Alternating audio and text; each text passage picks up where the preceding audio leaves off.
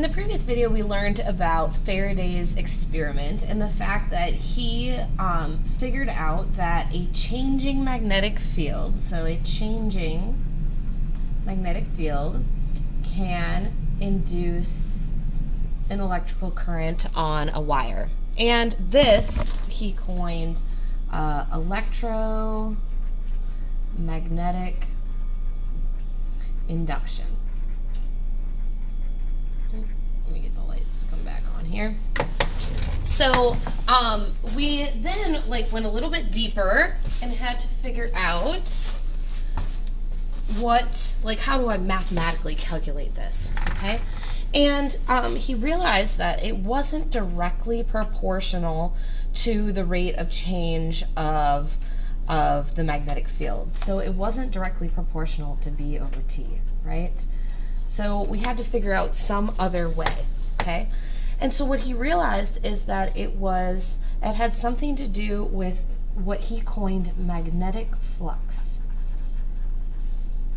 okay? Which involved both the magnetic field, but also the area of the loop, okay? And it was an area that was perpendicular, so to the field, so we have this cosine of theta idea in there. But pretty much whenever we see examples, you'll most likely just have the magnetic field and the area, right? So if I had a uniform magnetic field, okay, and I had a loop like this that had some area, right? As I moved it in, there would be an increasing amount of area that was exposed to the magnetic field. And so that's what that was called. And this we write with a letter iota. It's a capital letter iota. Okay, so this right here is magnetic flux. Okay, so how does this relate to current then, right? Because it induces a current on the battery. And so that is where Faraday developed his mathematical calculation of Faraday's law, that E, which remember is voltage, this is voltage, is equal to the negative change in flux, or the opposite of the change in flux over time. So actually the current that is induced, or the voltage that is induced, is the change in the flux, okay? Which we can also write as,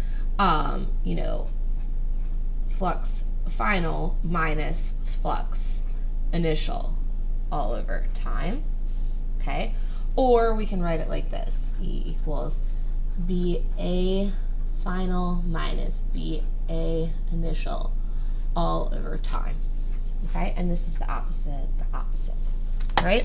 So one of the things to keep in mind is that a positive voltage, remember when we look at a circuit, a positive voltage is when the current goes in this direction, okay? That is just a convention, that when voltage is positive, we go clockwise. So a positive voltage equals I, that is clockwise, and a negative voltage equals I, that is counterclockwise.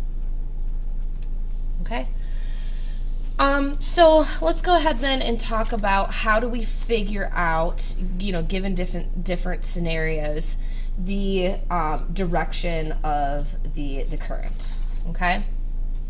So Lenz's law states, okay, so Lenz was another scientist that sort of got in on this study, and he stated that an induced EMF, which remember that's voltage, gives rise to a current whose magnetic field opposes the change in flux.